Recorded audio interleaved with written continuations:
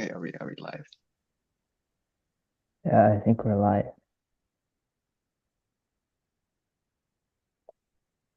Okay,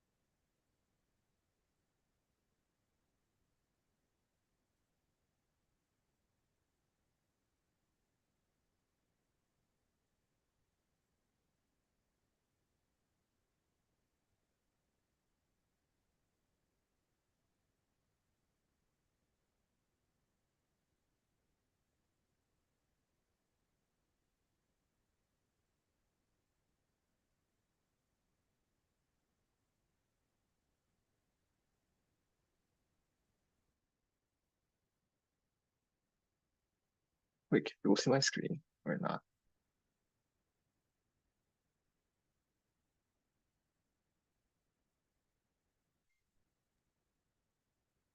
Can you try sharing again?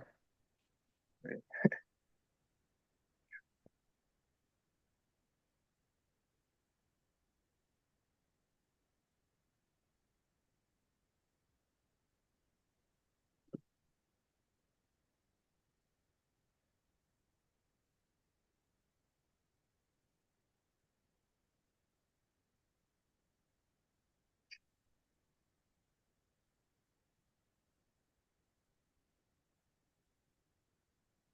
All right, does it look good?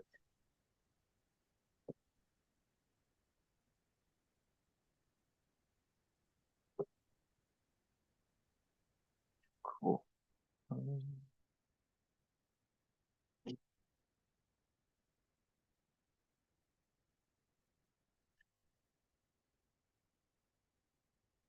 all right. How many people are like watching right now? Should we wait a bit or just get started? I think we can probably get started. Okay, awesome. Yeah, thank you everyone for tuning in. We are some members of the HackMIT team, dev team, and this is our puzzle live stream for this year. So for a quick introduction, so every year we make a kind of CTF style challenge for our admissions process into HackMIT. And this is both for fun and a way for people to get automatic admission into our hackathon in September, which is happening next month. And so our puzzle site this year was at hacktimes.hackmit.org. And last year we also had a previous walkthrough. And don't worry if you haven't had a chance to like try out any of the puzzles yet. We'll be going over the answers in this live stream, but you can definitely feel free to try like if you haven't solved the puzzle yet, don't listen to the solution, and you can feel free to try it out on your own at hacktimes.hackmit.org. And it'll be continued to be open until our events in September. Yeah, so this year we had an impressive number of people who got onto our site and tried out some of our puzzles. So in total we had 1,112 people who made an account. And for each of these different puzzles, we had a bunch. We have like these are our stats: number of solves, the number of people who at least like made the submission on our at times page, or I think yeah, and then the number of submissions. And for Hex Hunt, which was one of the puzzles, um, this puzzle wasn't like you either get it or you don't.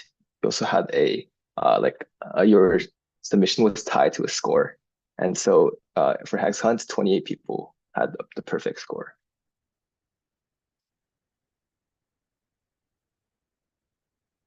Yeah, and every year we also have an entry point, which is a way to get from our main page on hackmit.org onto our puzzle hunt page.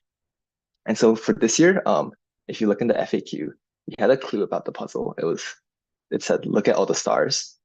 And this was actually cluing at, we had an animation at the very bottom of the page, which was kind of like a planet spinning with a bunch of constellations on top.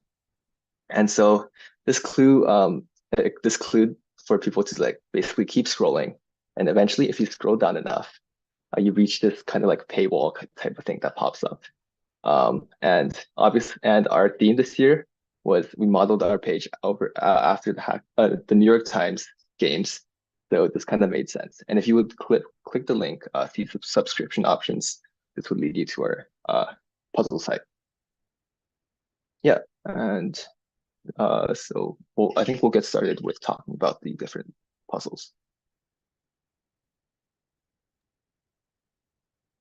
Can you hear me? Yep. Oh, perfect. So hey everyone, let's talk about cursed word first. So I think this was kind of like I guess like a lot of you guys got this, which is good. This was kind of meant to be kind of like a puzzle like that, just like an introduction just to the NYT games, kind of like get your feet warmed up, just so the premise of the problem's kind of simple, right? Like it's kind of like you have these kind of like math plus CS kind of like problems. You're supposed to like fit them on a crossword grid. The challenge in this is kind of like you can submit it, and the problem is it's like you have to get each and every number right. And so what happens is like a lot of times people kind of miss like out on like one or two things, and so like that would trip them up a bit.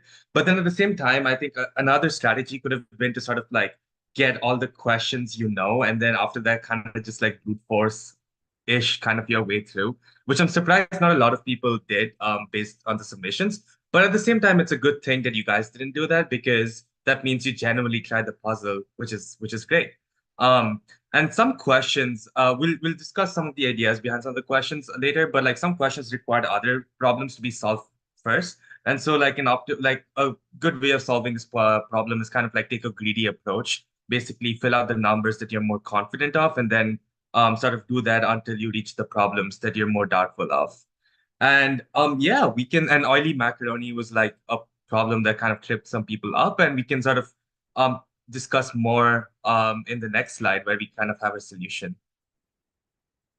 So yeah, we can just sort of quickly walk through kind of the solution to like all of the problems. So the first one, which is the 599 FCE across, I think the idea was basically that you see the alphabets FCE, and you'd probably think of like kind of like hexadecimal encoding. And so the answer is basically just converting from like hexadecimal numbers to binary numbers.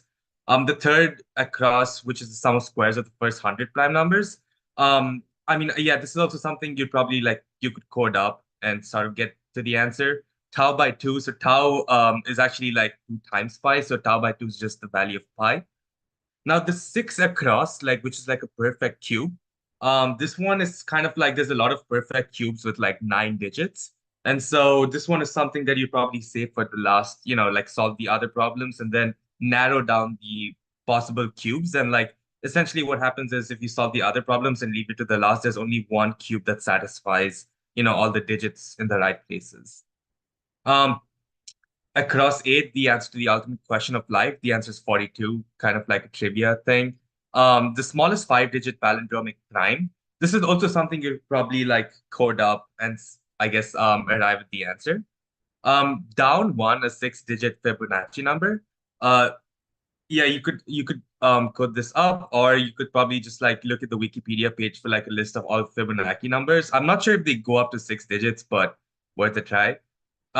Such a perfect number kind of refer to uh like literally perfect numbers. And the idea behind perfect numbers is that a perfect number is a number where like the sum of factors is sum of factors excluding itself is the number itself. So there's like not that many of them, and so like if you sort of maybe if you were lucky enough to search a perfect number, you'd have probably arrived at the right solution.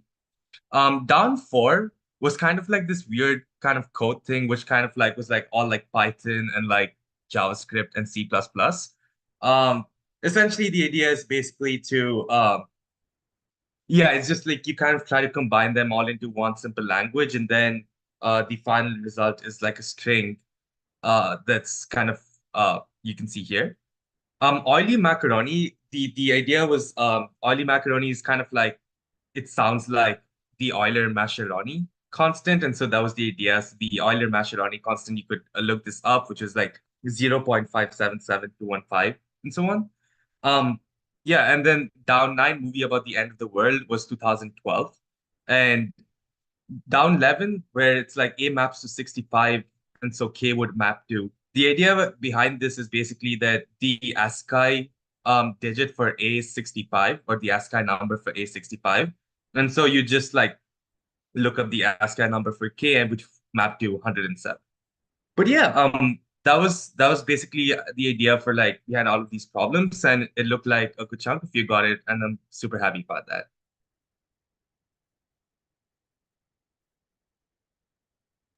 Okay, now for Hexon. So Hexon, you kind of you just get a game board and then one line which is a clue, which is explore novel arrangements by linking elements one by one. Originally this line was only on the front page, but we moved it here so that everyone can see it, and it hints towards sort of what ideas the what the game actually is, and it's also a hint for solving the game later. Um, so basically you can put in a bunch of letters and then you'll get out a score, your hexagon score, and then you'll get some word. And there's I guess at the start you won't have any idea what that means. And a lot of people actually thought that this score would just directly translate into the score that they get on the leaderboard. So we saw a lot of submissions with just the board or the max or the word that was outputted put in. But you actually have to do a little bit more work than that and reach a score of more than 2,000, and then you'll get an actual flag that you can put in. A lot of people are wondering how the score on the actual leaderboard was calculated, and it was basically this equation here where n is the number of people whose hexagon scores, so the score outputted from the board, is greater than or equal to. There's a lot of speculation in the Discord that there was some sort of score cap. Why are all the top people getting the exact same score? But there was no score cap. It's just that all the top people ended up reaching the same max board, which Adam will talk about later. Um, so yeah, so how did you go about figuring out what the game actually is? Well, you just start by trying random boards, and given the little byline says linking elements, this might hint towards the fact that you're looking for words, and obviously there's a bunch of letters on a board, so you might think it's some sort of word game. So one strategy that could really help narrow down what's going on is you can put in a bunch of X's or Z's or some letters that don't really go in a word. For example, here, if you fill the boards with X's and just leave an A, then you'll get the word out. Then you'll output a word axe, and then your score will be 2. So this corresponds to the fact that the only word on the board is axe, which has a length of 2, and it's the max word as well. You can also try other variations of this, maybe putting in multiple letters like that create a longer word than axe, and then you'll see that the score is the sum of all the words on the board. Um, and the word outputted has nothing to do with the score, it's just there as a hint for you to figure out what's going on. So yeah, so once you figure out the score is the sum of length of all words on the board, you have to figure out what a word is because there's lots of word lists out there. And this is where the byline comes in again. Exploring novel arrangements by linking elements one by one spells out enable one, and that's a word list, but that's a word list that you can find online. But actually, if you didn't notice this, which I guess it is a bit subtle, a lot of people were able to also just figure out the word list by guessing and checking with several word lists online because there's not that many word lists. And once you figure out a scoring algorithm that you figure out later, then you can just guess and check these word lists until you find one that matches the website. So here's the problem in summary. Basically, you have a hexagonal board, which is filled with letters, and you're trying to form letters. You're trying to form words by traversing the board with adjacent cells. And a valid word is defined as one that's inside the enable one word list. And as we figured out through experimentation, your score is the sum of the lengths of all unique words that can be formed from the board. All right, that was another thing that you can figure out from the axe board is there's of course two axes that are present there, but the total sum was only two, indicating that it doesn't count twice. So the goal is to find the hex hunt board with the highest score, and that corresponds to the score that you get with the curve.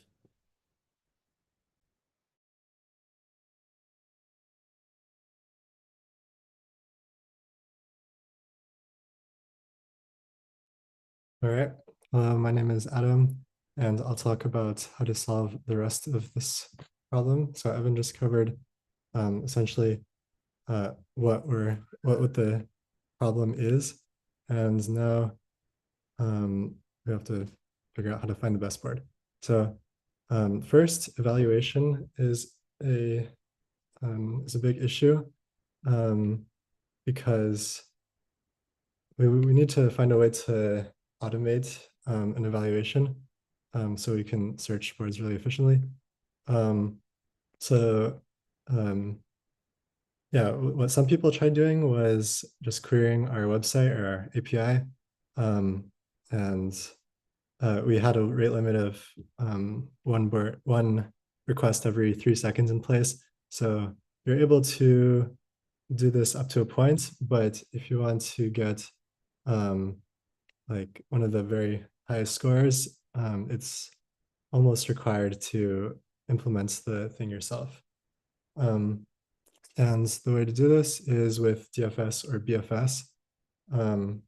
Naive way is you just DFS or BFS and figure out every word that can, or every string of letters that can be formed on the hexagonal board, and then checking, is it in your enable one word list. But this is pretty slow, and there's a data structure called a trie that makes this search a lot faster. So here's an example on the right. We only need to traverse paths. So first, we represent our word list as a trie, which is kind of a prefix tree data structure. And then when we're doing our search, if we start like our string of letters with some string that doesn't lead to any valid words, then we don't need to continue our DFS there. So this made computation a lot more efficient. Yeah, so now that we have an evaluation, we can actually begin solving the game. And the problem here is that there are too many possible boards, and we need to maximize the scoring function over a search space that's too large to brute force. So people came up with a lot of interesting approaches. Here's a list. There's a mini complete search, and then random sampling, and a few methods related to what I call hill climbing, which I'll explain soon. So one of the simplest methods that could be used is essentially doing a smaller complete search on a search space that's like very restricted. So on the top right, this is an example of a restriction that you can put into place. Like you fix all of these letters on the board that are just intuitively, intuitively, like these letters should go near each other on a high scoring board. You have like E and S next to each other, T and H, I and G. So yeah, if you do something like this and then do a complete search on the rest, it is feasible to do that. And in about an hour of computation in Python, I think you get the bottom right, which is a score of 2,247, which is not the highest, but it's enough to get the flag. Okay, so now we go to more, or we go to better methods. And most of the strong methods that people came up with are based on the idea of hill climbing, where you take a board, make random modifications, and then move to this new board if it scores better. Otherwise, you keep the old one. So yeah, it's kind of like you're doing a random walk on a graph where the nodes are the boards. That's maybe a bit too much complexity to go into. So yeah, a lot of methods are based off of this. The problem with the method as shown here on the slide is that we get stuck in local maxima. So if you run this algorithm, eventually you're going to reach a board where there's nothing that's better, and then you're kind of stuck there, even though maybe you're like 2-letter modification away from a better board. So to get around this, we need a more stronger method. And one of those methods is simulated annealing. Yeah, this one, you can look more on Wikipedia for specifics of the algorithm. But the idea is that we accept moves that worsen the board with some probability. And this is based on both how much worse the board is and the temperature, which is a quantity that we specify and decreases over time. So yeah, this method requires a bit of fine tuning. You need to figure out like how many iterations to run for, what the initial temperature is and the cooling rate. The idea behind temperature is that you start by doing a lot of fluctuation, like figuring out or just exploring the search space. And then by the end, you want to find a good maxima. So yeah, this method is also very powerful when you apply it to different starting boards that are randomly generated or strong boards that are produced by other methods that you might have tried earlier. So yeah, there are a few other methods like genetic algorithms, taboo search, that are all kind of related to hill climbing. But yeah, simulated annealing was enough. And running this sort of algorithm, you can figure out the score on the right. When I ran, well, Richard, can I screen share my screen with some code?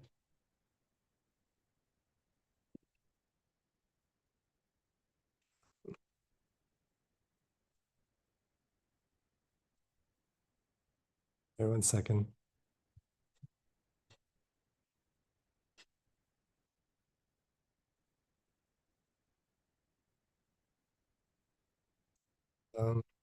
Actually, I don't have my code very handy, so you can continue screen sharing.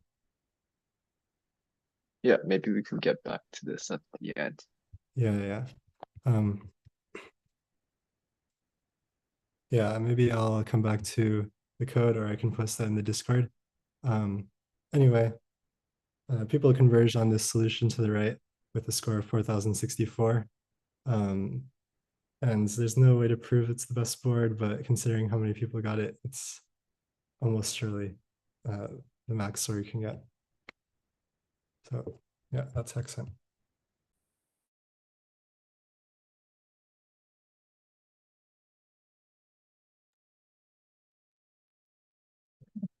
Actually, is it chill if I share my screen for this one?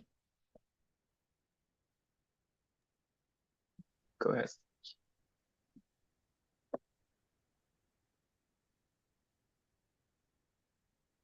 Okay, so this is Twister. So Twister was kind of a or the main idea for Twister was that it was a binary exploitation puzzle. So you're given a binary and your goal is to achieve like a remote code execution. on the remote server where the binary is deployed. So the first thing you can do is like try like playing around with the binary and like seeing like what it actually does. So if you like enter this the server, this is like what the game looks like. And then there are like a few different like modes you can enter. So this is like there's like a kind of like a canary select mode. Um, and you'll notice that in the canary select mode, you can like, seems like you're like re-selecting like a canary or something. Um, and the other mode is like a game mode. And this game mode is just like answering a bunch of questions. So I guess like that it's not super interesting, but um, what you can do once you actually download the binary is you can like open it up in Binary Ninja and then try to see like what's going on under the hood. So this is what the binary looks like in like, a decompiler. So if you go to like the main function, you'll see that like um there are the two modes here, which is like the canary mode and the game mode. Um, so first, I guess we can take a look at what the game mode looks like under the hood.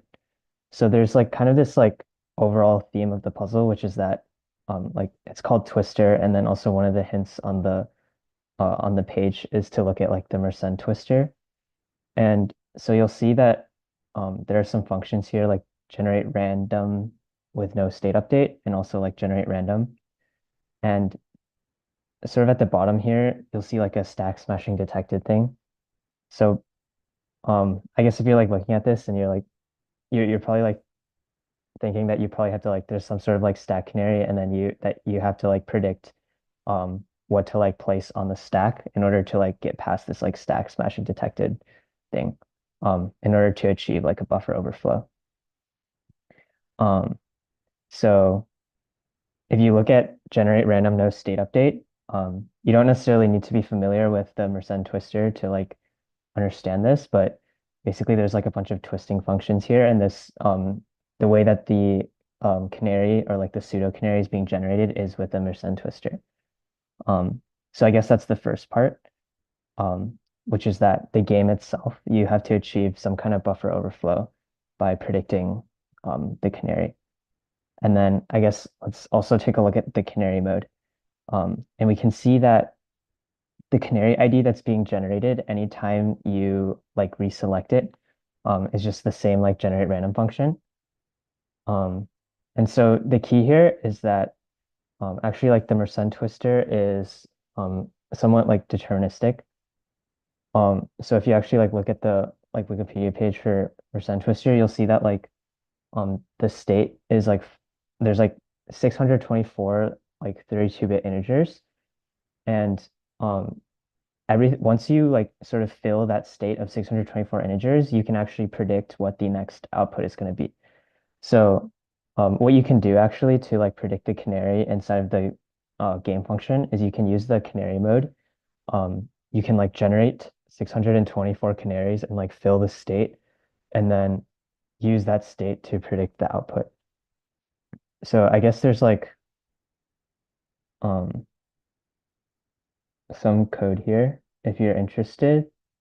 The actual like Twister code implementation is linked at go.hackmit.org/Twister. There are like lots of implementations of this Twister online, but this is just to like demonstrate that you can like sort of reverse engineer the state of the Twister given the state of 624 consecutive numbers. And I think actually there's like a Python library that essentially does this for you, so you don't have to like implement it yourself. Um, so that's like the first part is like figuring out that you can like the Mersenne twister is like reverse engineerable. And then the second part is that um, is more of like a binary exploitation specific thing, which is like how do you actually get past the binary? So there are a few things here. The first is that when you, I guess we can just take a look. If you look at like the details of the binary, there's like a few like I guess like important things to notice. The first is that the binary is dynamically linked.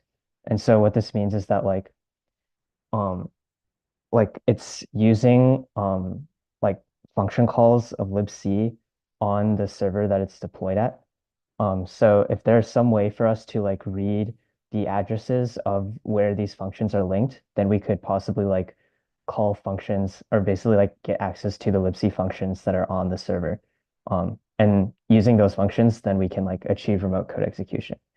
So that's the first thing, which is that it's not, the binary isn't like self-contained. The other things is like checksec is a like a way to check the security of a binary. This is using the pwn tools like tool that was linked in the on the page. But essentially, you'll see here like kind of as we expect, um, like it's like full protection except for like the canary, or like the stack canary. And this is because we want to it's like a sort of like pseudo custom canary using the Mersenne twister. Um, and so with this information, um, oh, also, I guess the other important thing is that it's a petition independent executable, meaning that every time we run the binary, it's not going to have like the same static address. It's going to be like it's going to have a different like sort of base address. So essentially what it comes down to is you have to find a way to leak what this like base address is. And then using that base address, you can pivot into the dynamically linked like libc functions like puts and gots.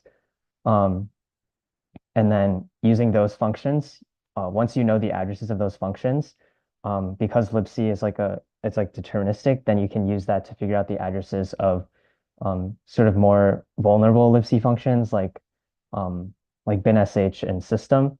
And then once you have access to those functions, then you can achieve like a remote code execution.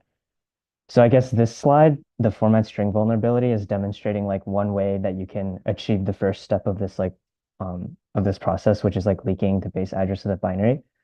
Um, Essentially, there is a format string vulnerability in the canary phase of the game.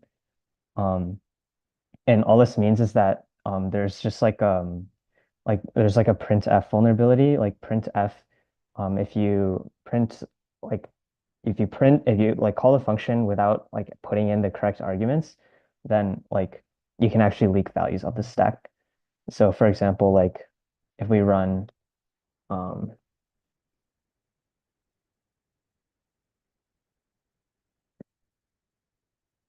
like if we want to leak like the first value of the stack, we can do like we can do this like this code. If we want to leak like the 10th value of the stack, um we can do something like this. Or I think this is backwards, but yeah, it would be like this. And the reason why this is important is because some of these stack values are like um, always like they have like a constant relative offset from the base of the binary. So this is how we can leak the base of the binary is if we, inside of GDB, if we put a breakpoint like right after we execute the like leaking the stack value, you can actually see that like in this picture, if you leak the 10th value off the stack, it's like sort of a constant offset from the base of the binary. That's what like the pi base is at the end. And so once you know this offset, you can like programmatically get the base of the binary. Um, and then um, once you do that, then you can sort of do the rest of like the exploitation. I think it's pretty like using the techniques and the that were linked, like pivoting to the global offset table and the procedural linkage table. I think there wasn't anything that was necessarily that like interesting with respect to like the binary exploitation part. Um, but mainly, if you go to hackmit.org/twister solve, you'll essentially see how the like the buffer overflow is achieved. In particular, um, the main I guess the main components are one like getting the uh like the base address of the binary. Two is like leak using the canary phase of the game to actually leak the canary. Um, so if you run like more than 624 iterations, you can like fill the state and then predict the canary. And then using global offset table and the procedural linkage table, you can get some addresses of important libc functions. And then pivot into uh, and then call essentially the system. I guess like one last thing is that um, once you actually have the addresses of like different libc functions, there's like a database that you can use to actually figure out which like version of libc the system is running. Um, and this is the reason why this is important is because it's possible that like different versions of libc will have like different addresses for different functions. I think in this case, like the binary was just deployed on an instance with like the most updated version of libc, so you probably could have just guessed it. Um, but I guess to be a bit more rigorous, you could have also done this to like figure out where like what version of libc it was. Um, and yeah, I think that's basically it for Twister. I did notice in like the Discord there's one user who mentioned like not needing to actually use the Merced Twister at all because technically if you notice in the like in the canary or I guess in the game phase, like the actual canary is um generated inside of the game, meaning that it's actually like in memory. So you can sort of use that to your advantage, which is that like instead of like trying to predict the value of the canary using the canary state, you can actually manipulate the program to like show you the actual canary value because it's in memory. Um, so that was like another way to get around it, even if it wasn't necessarily intended. Yeah, that's all for Twister.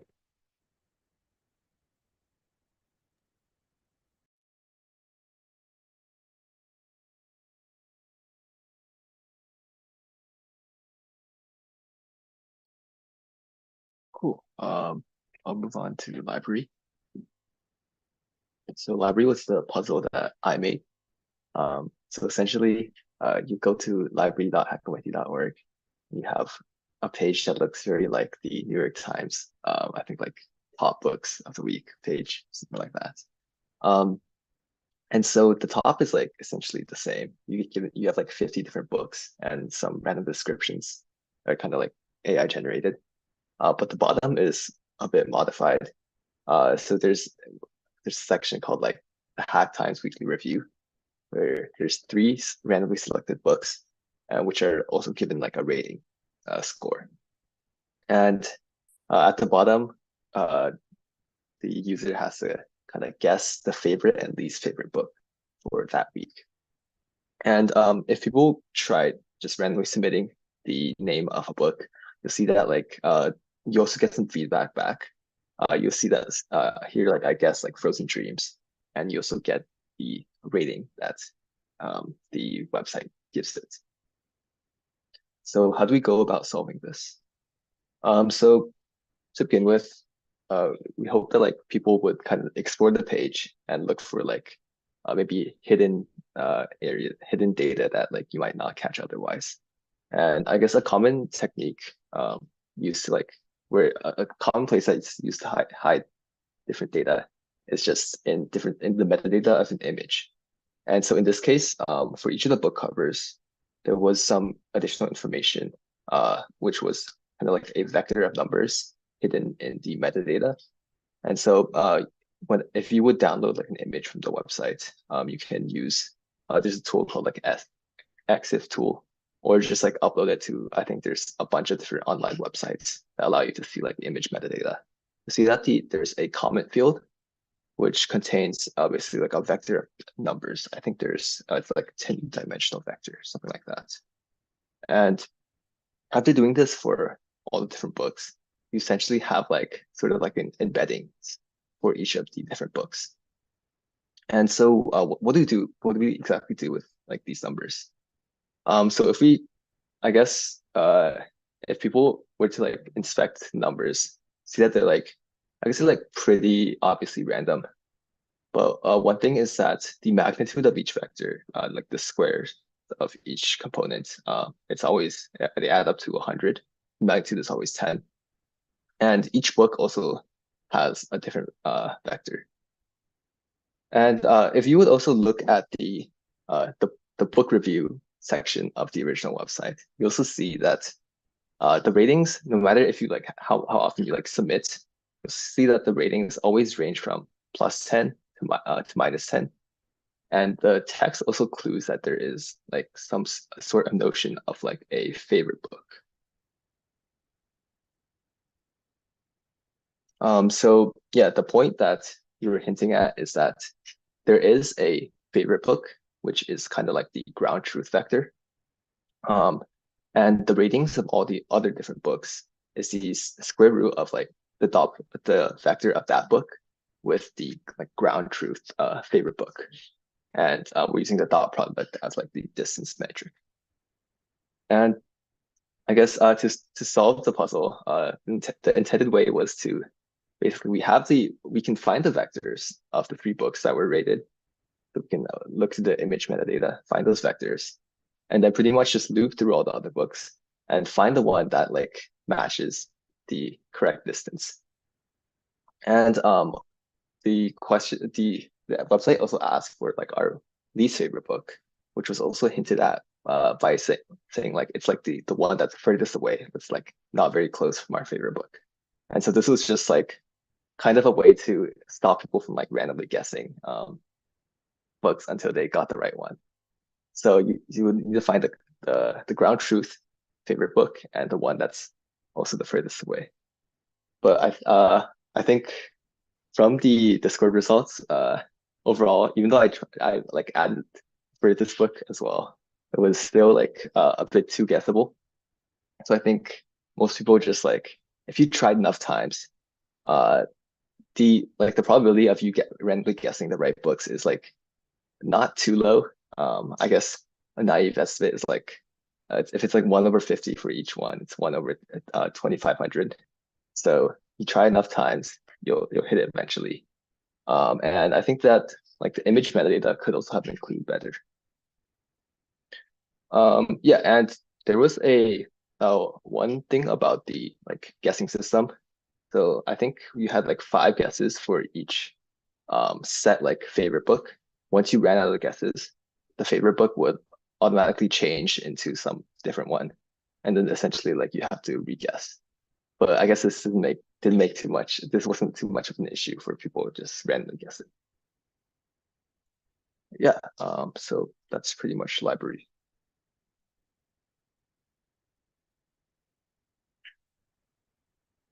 Yeah. Our next puzzle was Wordle, which is like a play on the Wordle game from New York Times.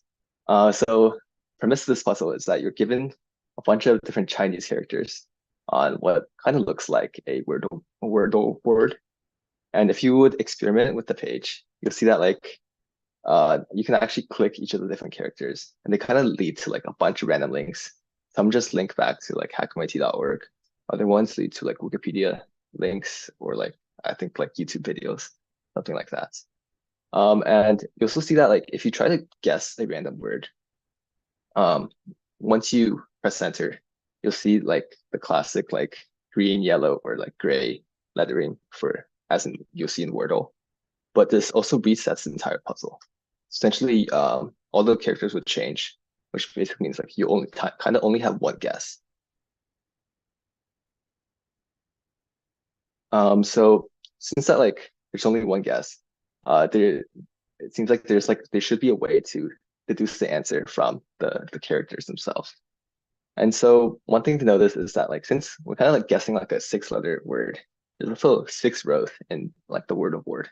So it seems like that like each row is associated with like each letter in the correct English word. And we gave everyone some links that you would get by clicking the random characters. Some important ones, some were like just kind of just distractions, and the ones that we included for fun. Some important ones was one on like Francis Bacon, and another one on Chinese character strokes, and I guess and how to count them. So the first link, Francis Bacon, was kind of referring to what's called a Baconian cipher, or essentially just like translation from like binary to letters. And this was actually based on the number of strokes of each character. So all the characters, all the Chinese characters were either 6 strokes or 7 strokes on the yeah, and they all happen to be like listed on the Wikipedia page for like each of the like number of characters with like 6 strokes or 7 strokes. And so you could one way you could do is like you could find find the letters on the page and you would know which one it is. And essentially these all translated into either zeros or ones into the like the binary representation of that row. So and then you could translate the 5 binary digits into 5 binary bits into like the letters. So A would be if like all the characters had 6 strokes would be 0000, and B is 0001, and so on. Yeah, so I guess this was kind of obvious since uh there's 5 different characters, and then if you were to think in binary, that's 32 different options. This is pretty common for cluing like because there's 26 total letters. Yeah, but overall, I guess this was like kind of different from the other puzzles since it's more of a puzzle to like do by hand rather than code. But I'm sure I think there were some users in the Discord as well who posted like coded solutions to find the number of strokes of each character as well. But yeah, I think that's pretty much it for Wordle.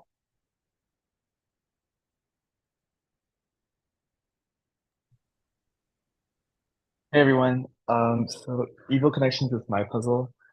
This puzzle is kind of like a play on the traditional connections from New York Times, but with a twist, and that the board is now 8 by 8. Also, instead of words, we have emojis, and not only are they emojis, but they also change whenever you click on something. So I guess yeah, that's fine.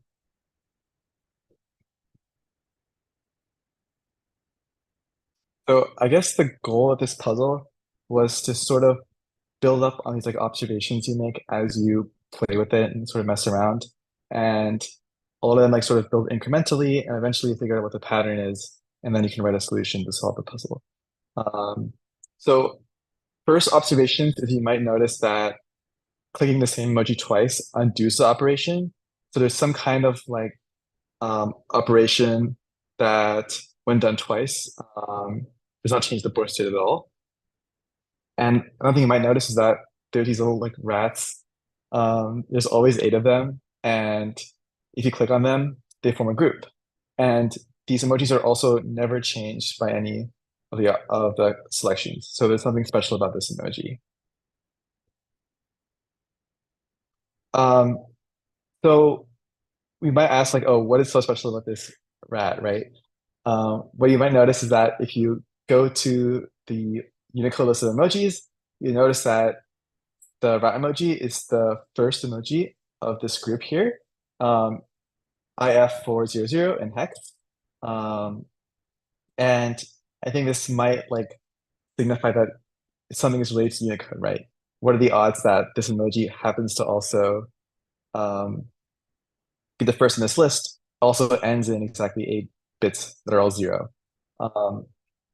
You'd also figure out that it's related to Unicode by playing around and realizing that there's exactly 256 unique emojis. Also, these emojis are all in a consecutive block in Unicode, and the board is 8 by 8. So some kind of relation there. Once you realize that the emojis are related to its Unicode values, you then might ask, okay, what is the rule then when emojis change when you click on them? So you sort of convert each emoji to Unicode and you click on them. You notice that if you select like X comma Y on the 8 by 8 grid, the X and Y least significant bits are swapped. And yeah, this rule can help us identify like what the actual groups are. What you'll notice then, if you look at the binary representations, is that there's exactly 8 emojis of each unique bit count. So if you look at the last 8 bits, you notice that there's exactly 8 emojis that have all zeros. These are the rats. The reason why they don't change is because if you swap any 2 zeros, you get the same emoji.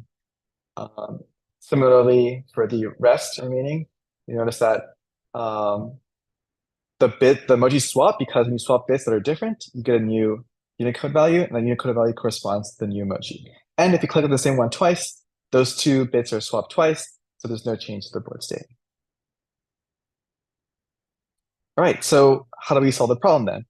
So since there's 8 emojis of each bit count, each of these bit counts corresponds to a different group. There's one representative of the group of each group that corresponds to what the solution is for each group. That emoji is simply the one that ends in those k bits, and I'll have all zeros at the start. And then the way we form these 8 groups is for each emoji in a group, we select the right emoji to swap the bits until they end in all ones. This can be done by doing a selection twice. To do the selection and undo the selection, so those bits are swapped.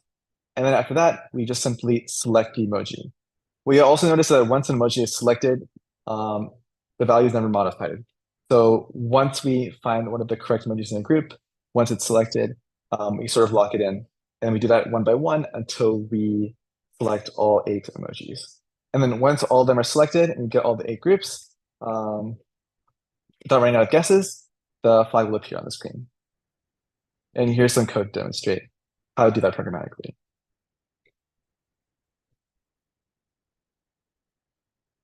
Yeah, so overall, here's some funny shout outs from the Discord. I think overall, I know some people managed to solve the puzzle via brute force by simply randomly selecting emojis until you find the groups. There were some limits in place to prevent that sort of thing. But hopefully, if you did solve it the intended way, it was interesting. The bottom is like another funny moment. You had to sort of solve the emojis in reverse order because once you run out of space from the completed groups taking up the first few rows, you'll actually not be able to swap all the bits. So you kind of have to swap it from highest bit count order to lowest bit count order. Otherwise, you might end up in a situation like the first in the bottom of the screen who had all but one emoji and had no way to swap the last one. Yeah, that's it.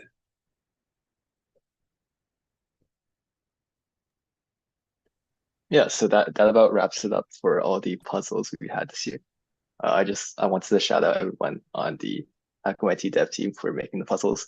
We spent a lot of time making these puzzles, and we hope that everyone watching the live stream and everyone in the Discord had a lot of fun solving them as well. Yeah, overall, so we'll stick around for a few more minutes. If you guys have any questions, feel free to ask in the YouTube live chat. But yeah, I hope everyone had fun with the puzzles this year.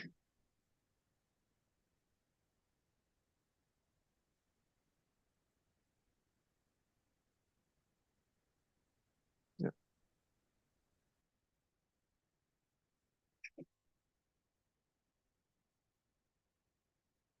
Yeah, so someone asked, like, how do we come up with these puzzles? I guess it's kind of just like if someone we do like a bunch of brainstorming sessions of different puzzle ideas, puzzles we had in the past, and just like cool topics that we think that would be interesting for someone to solve in like a puzzle format. And we also take inspiration from like different CTFs and stuff like that. But overall, it's kind of just more of like a passion project for us. If people are really like interested in making like a cool puzzle for our puzzle hunt each year, we kind of just like ask volunteers onto that team, and thankfully, like a lot of people do have like a lot of cool ideas, and we pretty much like implement them, test them, and after the testing, we release it to the public.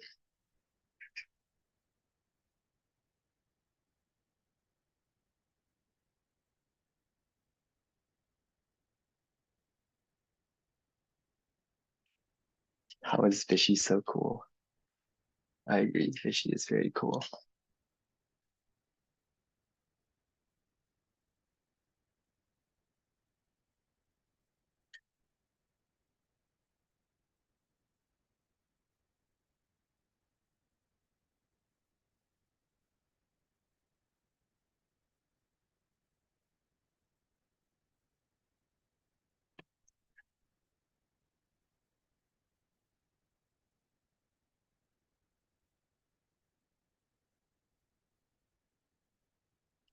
how to be cool. I think that if you tried some of my puzzles this year, you're very cool as well.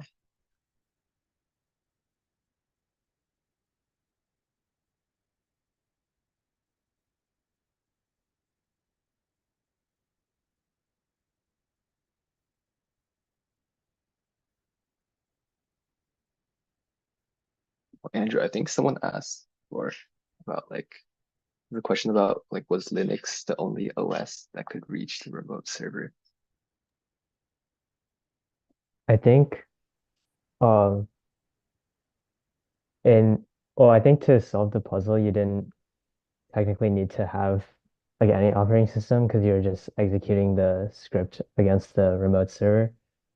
In terms of like how you might go about doing it locally, I guess um I'm not like actually that sure because you need like the configuration for like how libc is set up on your system would probably be like different, but it seems possible in theory to not have to have Linux.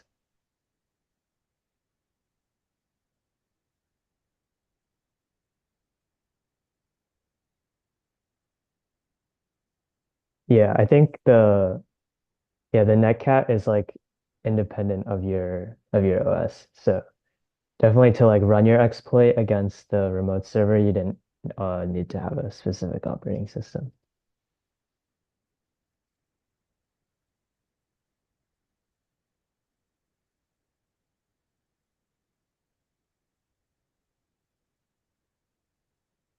Yeah, someone asked how long will the problems be up? Well, at least keep the website up until our event in September. But yeah, so you guys have like three weeks or so.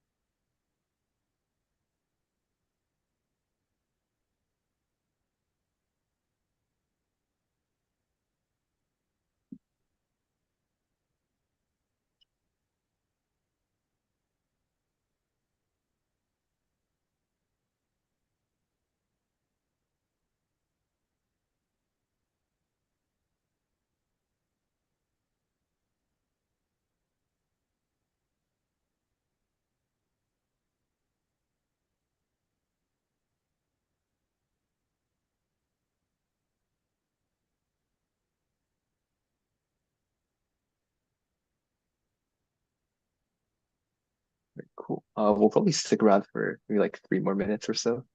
Uh, but otherwise, yeah, thank you everyone for tuning in to the live stream, and I guess we hope you learned something.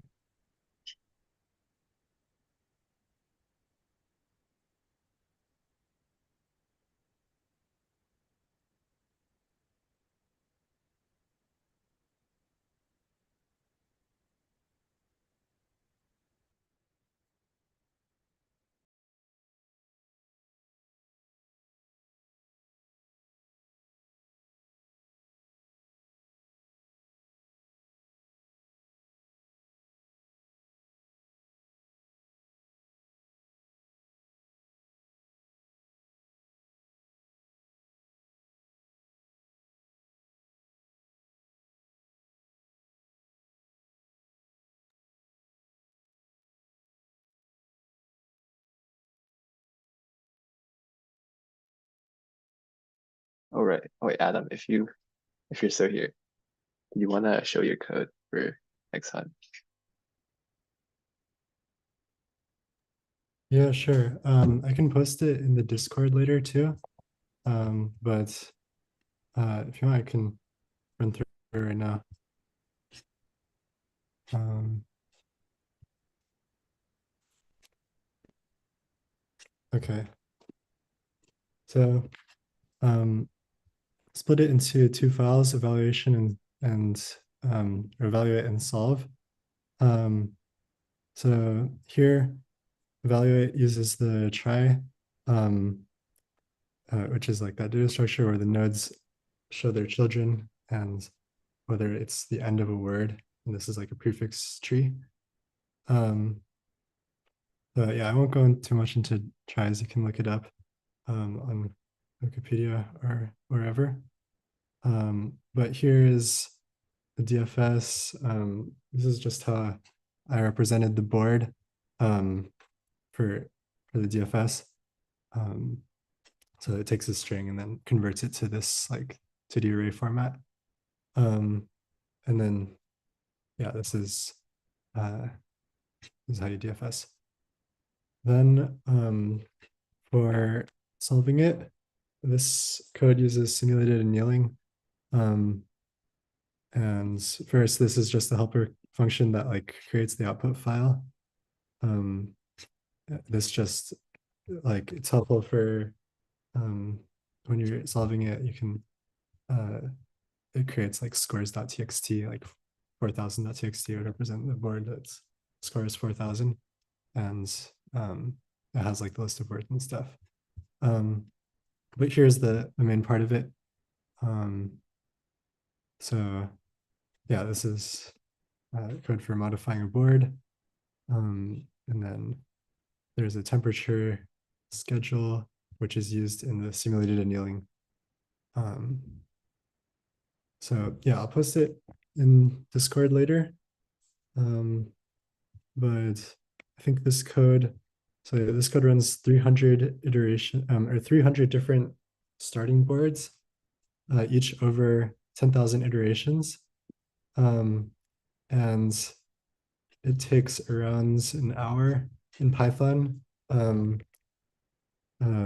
Probably a lot faster in like C or C++. And it has a good chance of finding the top board of 4064 in that time. So yeah, this is just like these parameters, and this method is fine-tuned to be as fast as possible in Python. Most people will probably take a lot longer. But yeah, that's the code.